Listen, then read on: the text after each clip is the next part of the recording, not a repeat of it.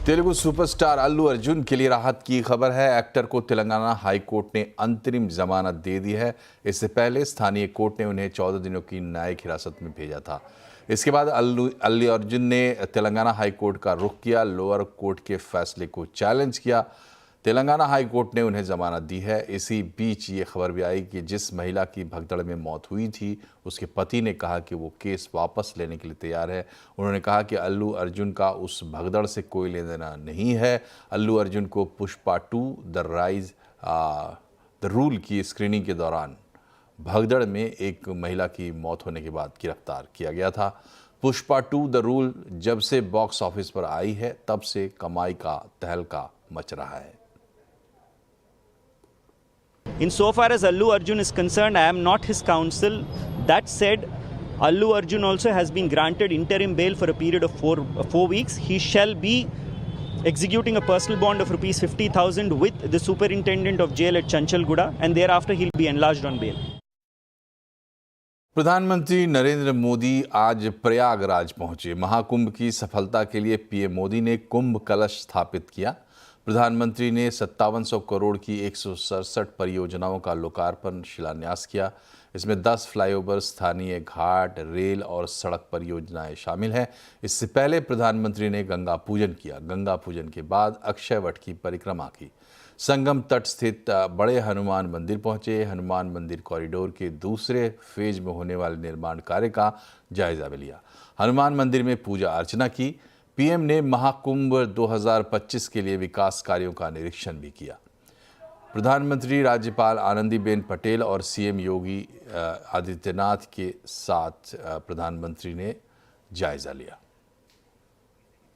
इस मौके पर पीएम ने कहा कि अगले साल महाकुंभ का आयोजन देश की आध्यात्मिक सांस्कृतिक पहचान को नए शिखर पर पहुंचाएगा। ये एकता का ऐसा महायज्ञ होगा जिसकी चर्चा पूरी दुनिया में होगी। लगातार 45 दिनों तक चलने वाला महायज्ञ एक नया नगर बसाने का महाअभियान प्रयागराज की इस धरती पर एक नया इतिहास रचा जा रहा है।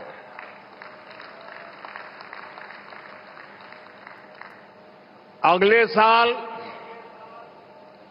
महाकुंभ का आयोजन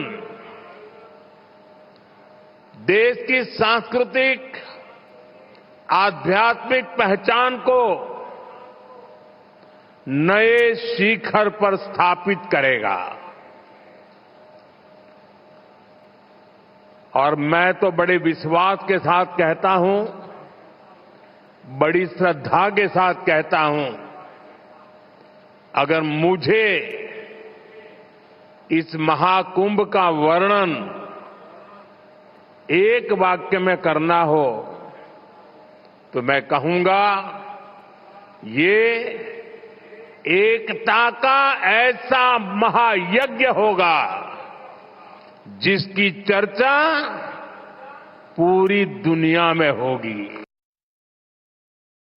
और संविधान लागू होने के 75 साल पूरा होने के मौके पर आज से लोकसभा में संविधान पर चर्चा शुरू हुई। प्रधानमंत्री नरेंद्र मोदी इस चर्चा में कल 14 दिसंबर को अपनी बात रखेंगे। बीजेपी और कांग्रेस ने इस चर्चा में हिस्सा लेने के लिए अपने सदस्यों को व्हिप जारी किया है। आज ही के दिन 13 दिसंबर 2001 को संसद पर आतंकी हमला भी हुआ था। आज प्रधानमंत्री नरेंद्र मोदी, उपराष्ट्रपति जगदीप धनखड़ और राहुल गांधी समेत संसद सदस्यों ने 23 साल पहले हुई इस घटना के शहीदों को श्रद्धांजलि दी। आज संविधान पर चर्चा में सत्ता पक्ष और विपक्ष के नेताओं ने आज़ादी की लड़ाई के शहीदों और संविधान निर्माताओं के प्रति कृतज्ञता व्यक्त की, लेकिन एक दूसरे पर निशाना साधने में भी कोई कोर कसर नहीं रखी। संविधान पर चर्चा के दौरान रक्षा मंत्री राजनाथ सिंह ने कहा कि संविधान किसी एक पार्टी की देन नहीं है, संविधान देश के लोगों ने बनाया है। पिछले कुछ वर्षों में देश में एक ऐसा माहौल बनाने का प्रयास किया गया है कि संविधान एक पार्टी की विशेष देन है। इन सभी बातों में डेप्थ एंड ब्रेथ मैं मानता हूं कि दोनों की कमी है। अध्यक्ष महोदय, संविधान निर्माण में बहुत से लोगों की भूमिका को जानबूझकर नकार दिया गया है। जबकि सच्चाई यह है कि हमारा संविधान हमारी सिविलाइजेशनल वैल्यूज यानी सभ्यता एवं सांस्कृतिक मूल्यों का एक एक्सप्रेशन है। वहीं कांग्रेस की सांसद प्रियंका गांधी वाड्रा ने कहा कि वर्तमान सत्ता पक्ष संविधान बदलना चाहता था। देश में डर का माहौल बनाया जा रहा है और अभिव्यक्ति को दबाया जा रहा है। इन्होंने देश का पूरा माहौल भय से भर दिया है। इनकी मीडिया की मशीन झूठ फैलाती है, तरह तरह के आरोप लगाती है और शायद वह भी भय में ही है। महोदय, मैं इस सदन को याद दिलाना चाहती हूं कि ऐसा डर का माहौल देश में अंग्रेजों के राज में था। जब इस तरफ बैठे हुए गांधी की विचारधारा वाले लोग आजादी की लड़ाई लड़ रहे थे और उस तरफ वाली विचारधारा वाले लोग भय में रहकर अंग्रेजों के साथ साठगांठ कर रहे थे। समाजवादी पार्टी के अध्यक्ष अखिलेश यादव ने कहा कि आज अल्पसंख्यकों को दबाया जा रहा है, उन्हें दोयम दर्जे का नागरिक बनाने की कोशिश हो रही है। हमारा सेकुलरिज्म हमें रिलीजियस इक्वलिटी का रास्ता दिखाता है, यही न अर्थ इसका है। क्या इस पर सरकार अमल कर रही है? देश के 20 करोड़ से ज्यादा अल्पसंख्यकों के, विशेषकर मुसलमानों को दूसरे दर्जे का नागरिक बनाने का प्रयास चल रहा है। उन पर हो रहे अत्याचार प्रतिदिन बढ़ते जा रहे हैं, उनकी संपत्ति को लूटा जा रहा है, हत्याएं की जा रही हैं, घर तोड़े जा रहे हैं, उनके पूजा स्थलों पर कब्जा प्रशासन की मदद से किए जा रहे हैं। अगर ये धर्मनिरपेक्षता, तो धर्म शासित राज्य की क्या परिभाषा है? इधर राज्यसभा में आज सभापति जगदीप धनखड़ के खिलाफ अविश्वास प्रस्ताव पर हो हंगामे के बाद कार्रवाई सोमवार तक के लिए स्थगित करनी पड़ी।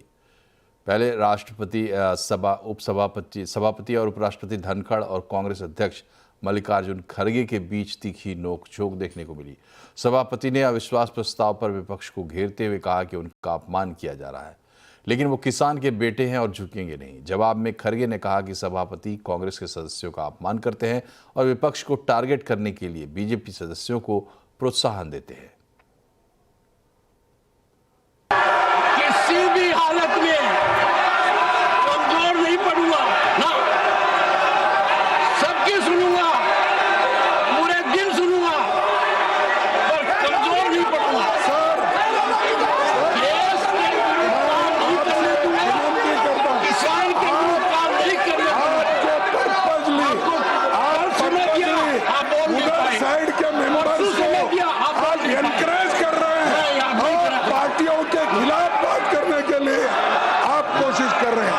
आपको अगर इस सदन को चलाना है, नियति से चलाना है, लोकतंत्र को बचाना है, आप ये बात नहीं करते। हर आदमी उठ के, हर मेंबर उठ के 5-5 मिनट, 10-10 मिनट बात करता है। मेरा लेके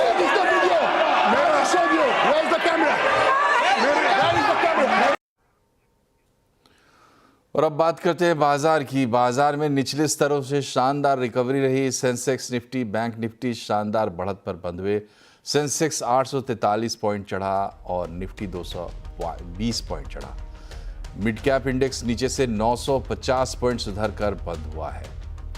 और बाजार में क्या हलचल रही, किन सेक्टर्स में तेजी दिखी, कहां सुस्ती रही, बता रहे हैं कंचन। तो आज के मार्केट ने लॉन्ग साइड वालों को और शॉर्ट साइड वालों को दोनों को ही काफी अच्छी एक रोलर कोस्टर राइड दी है। लेकिन अब देखते हैं कि स्टॉक स्पेसिफिक एक्शन किस तरीके का रहा है। सबसे पहले निफ्टी गेनर्स की बात करी जाए तो भारतीय एयरटेल में 4.5%, आईटीसी 2%, कोटक महिंद्रा बैंक में 2% और इनफैक्ट एचयूएल में भी करीबन 2% का एक अपसाइड आज के सत्र में देखने को मिला है। लूजिंग पॉकेट की बात करी जाए तो श्रीराम फाइनेंस में 3% का डाउनसाइड रहा है, टाटा स्टील 1.5%, इंडसइंड बैंक 1.25% और जेएसडब्ल्यू स्टील भी करीबन 1% की गिरावट के साथ बंद हुआ है। मिड कैप गेनर्स की बात करी जाए तो भारतीय हेक्साकॉम में 5% का एक अपसाइड देखा गया है। भारत डायनामिक्स 3%, पेटीएम 3% और पेज इंडस्ट्री में भी करीबन 3% का अपसाइड मोमेंटम रजिस्टर हुआ है। डाउनसाइड में देखें तो सेल 0.4% की कमजोरी देखने को मिली है। फिनिक्स मिल में करीब 0.4% का डाउनसाइड देखा गया है। आईओबी भी 0.4%। इनफैक्ट सोलर इंडस्ट्री भी आज करीबन 3% की गिरावट के साथ बंद हुआ है। और घरेलू फैक्टर के चलते भी बाजार में दबाव है, ये कहना है कंप्लीट सर्कल के managing partner and CEO Gurmeet Chadha का। सीएनबीसी आवाज के साथ खास बातचीत में गुरमीत फार्मा सेक्टर पर बुलिश दिखे। तो हेल्थ केयर में शुरू से बड़ा कंस्ट्रक्टिव रहा हूँ। एक जो स्पेस हमें शुरू से पसंद है वो कॉन्ट्रैक्ट मैन्युफैक्चरिंग है, सीडीएमओ और सीएमएस है। यहाँ पे आप देखिए ये मार्केट ही लगभग 100 से 200 बिलियन डॉलर की तरफ जाएगा अगले 5-6 साल में। और बायोसिक्योर एक्ट में डिले हुआ हो वो अलग बात है, बट एक जो ट्रेंड है सप्लाई चेन का वो चाइना +1 है वहाँ पे, और चाइना का शेयर बहुत बड़ा है वहाँ की। अगर आप कंपनीज देखेंगे लॉन्जा वगैरह तो वो 5 बिलियन 6 बिलियन डॉलर्स करते हैं। हमारी कंपनीज 1/4 1/5 भी नहीं है उस साइज के। तो आपको मॉलिक्यूल वाइज जाना पड़ेगा। जैसे अगर आप इग्लोरिस लैब्स है जो हमारे पोर्टफोलियो में जो बहुत अच्छा नहीं किया है कुछ समय से, बट अगर आप देखेंगे तो उनके करीबन 19 जो सीएमएस मॉलिक्यूल्स हैं वो कमर्शियलाइज होने के चांसेस है। 7 मॉलिक्यूल्स फेज 3 में है। न्यूलैंड में हमने देखा जो टॉप 10 कमर्शियल मॉलिक्यूल्स है उनका कोई कंपटीशन नहीं है 2030 तक। मुझे लगता है कि बहुत सारे फार्मा जो एफएमसीजी की तरह करते हैं, जैसे आप देखिए एफडीसी है, इलेक्ट्रॉल हम यूज करते हैं, जो कंज्यूमर हेल्थ सेगमेंट है वो हमें पसंद है। मैनकाइंड फार्मा मेरी पसंद रही है। हालांकि डिस्क्लेमर देना चाहूंगा, हमारी कंपनी को इन्वेस्टर भी है। बाजार को है किस ट्रिगर का इंतजार और क्या बजट से मिलेगी बाजार को रफ्तार? आज आवाज अड्डा में इसी पर होगी बड़ी चर्चा शाम 7:57 पर।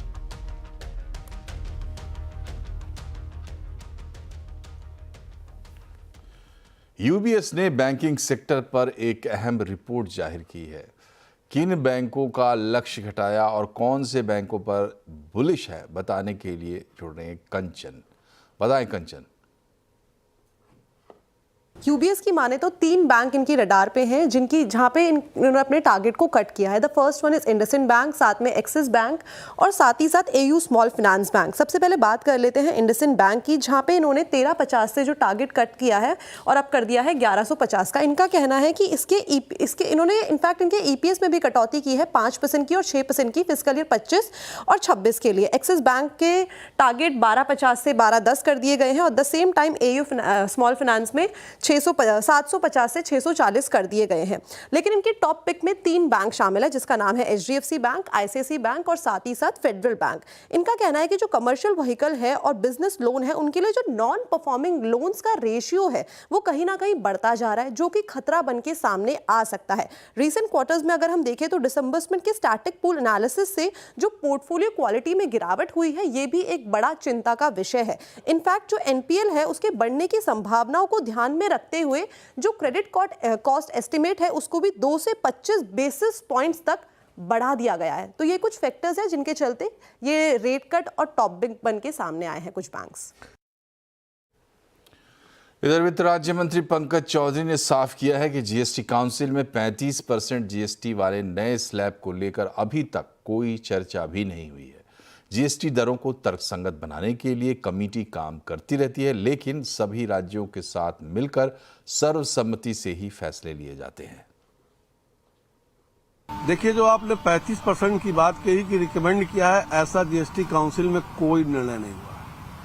बाकी रेट रियलाइजेशन का सवाल कमेटी वाली जो उस पर काम कर रही है, और मुझे लगता है कि रेट रियलाइजेशन का कमेटी जो लगातार काम करती रहती है, समय समय पर जैसी आवश्यकता है उसमें चर्चा होती है। और जीएसटी काउंसिल अपने आप में एक संवैधानिक व्यवस्था है और उसमें केवल भारत सरकार निर्णय नहीं लेती है, बल्कि काउंसिल की जो व्यवस्था है कि सभी स्टेट के वित्त मंत्री, जहां जहां मुख्यमंत्रियों के पास वित्त मंत्रालय का प्रभार है, वो सभी लोग मिलकर के उसमें निर्णय लेते हैं। अकेले भारत सरकार निर्णय उसमें नहीं लेती। दिल्ली विधानसभा चुनाव के लिए कांग्रेस ने अपनी पहली लिस्ट जारी की है। कांग्रेस ने 21 उम्मीदवारों के नाम की लिस्ट जारी की है। नई दिल्ली सीट से संदीप दीक्षित को टिकट दिया गया है। प्रदेश अध्यक्ष देवेंद्र यादव को बादली से, हारून यूसुफ को बल्ली मारान से और चौधरी अनिल कुमार को पटपड़गंज से उम्मीदवार बनाया गया है। साथ ही द्वारका से आदर्श शास्त्री, ग्रेटर कैलाश से गर्वित सिंघवी को उम्मीदवार बनाया गया है। लोकसभा चुनाव कांग्रेस ने आम आदमी के पार्टी के साथ गठबंधन करके लड़ा था, मगर विधानसभा चुनाव में दोनों दल अलग अलग ताल ठोक रहे हैं। हरियाणा के बीजेपी सांसद रामचंद्र जांगड़ा ने किसान आंदोलन को लेकर विवादित बयान दिया है। जांगड़ा ने कहा है कि किसान आंदोलन के दौरान टिकरी और सिंघू बॉर्डर के गांवों से 700 लड़कियां गायब हो गई हैं।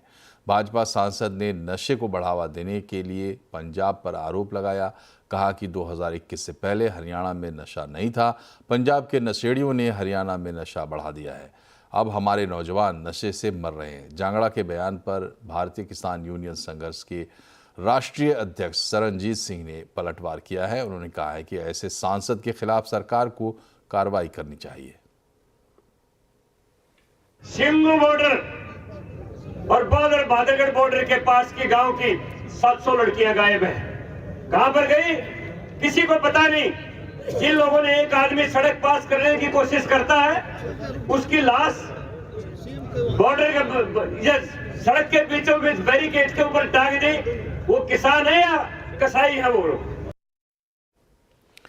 राजधानी दिल्ली के स्कूलों को फिर से बम से उड़ाने की धमकी मिली है। एक हफ्ते में ये दूसरी बार है कि स्कूलों को बम से उड़ाने की धमकी मिली है। कई प्रतिष्ठित school, DPS, east of Kailash, modern school, Salman public school, Cambridge school को धमकी भरा मेल भेजा गया है।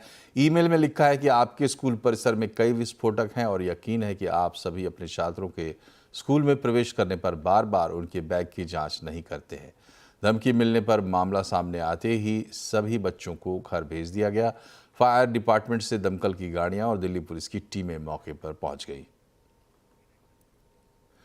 तमिलनाडु के डिंडीगुल में एक दर्दनाक हादसा हुआ है। गुरुवार रात को एक प्राइवेट हॉस्पिटल में भीषण आग लगने से 7 लोगों की मौत हो गई। अधिकारियों ने बताया कि लिफ्ट में कुछ लोग बेहोश पाए गए, जिन्हें आनन फानन में हॉस्पिटल लाया गया, लेकिन वहां उन्हें मृत घोषित कर दिया गया।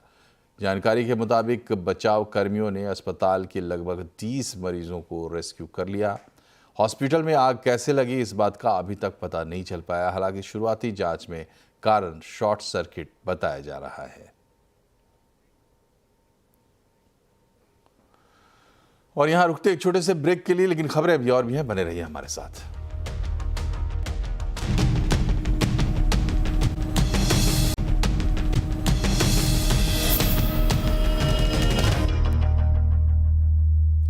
ब्रेक के बाद एक बार फिर से आपका स्वागत है। सीएनबीसी आवाज़ की खबर का बड़ा असर दिखा है। 10 दिसंबर को इसी मंगलवार सीएनबीसी आवाज़ की खबर चलाने के बाद दूरसंचार विभाग ने टेलीकॉम कंपनियों को निर्देश दिए हैं। दूरसंचार विभाग ने फर्जी अंतर्राष्ट्रीय नंबरों से आने वाले कॉल बंद करने के निर्देश दिए हैं।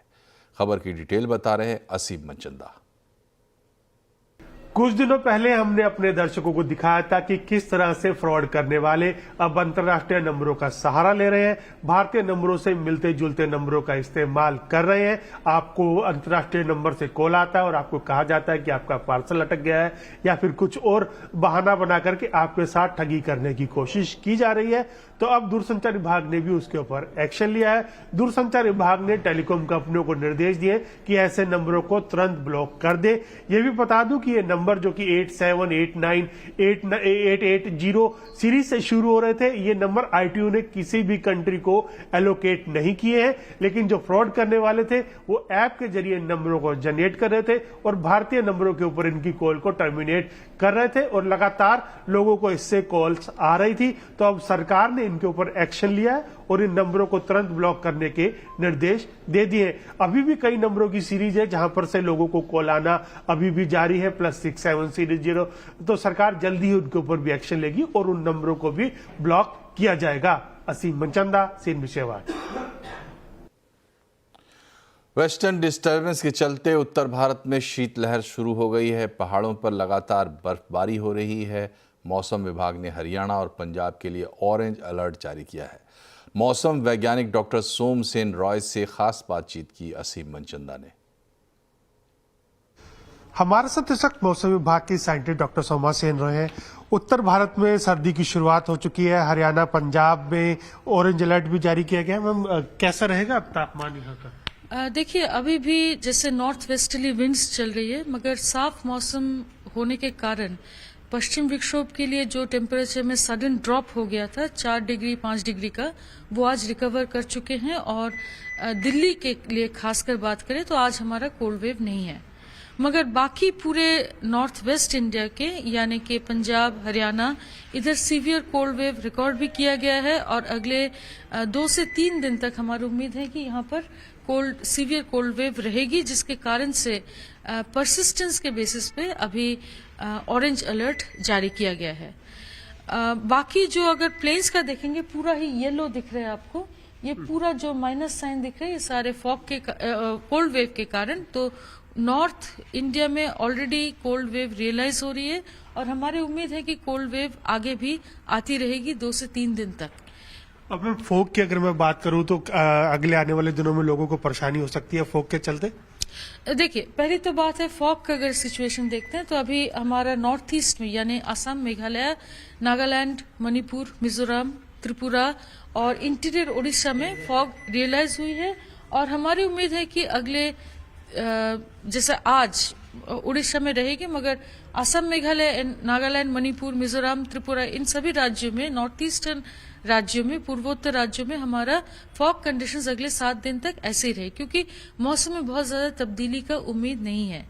मगर नॉर्थ इंडिया की अगर बात करें तो ये जो कोल्ड वेव कंडीशंस है ये धीरे धीरे 3 दिन के बाद से रिड्यूस हो जाएगी, यानी कि 16-17 तारीख से ईस्टर्ली फ्लो शुरू होगी, जिसके चलते टेम्परेचर में थोड़ा बढ़ोतरी होगी और साथ साथ फॉग कंडीशंस दोबारा रीअपियर करेगी, खासकर पूर्वी उत्तर प्रदेश में। और इसी के साथ बुलेटिन में फिलहाल इतना ही, लेकिन खबरों पर अपडेट रहिए और इसके लिए जुड़े रहिए CNBC आवाज से हमारे सोशल मीडिया हैंडल्स के जरिए। नमस्कार।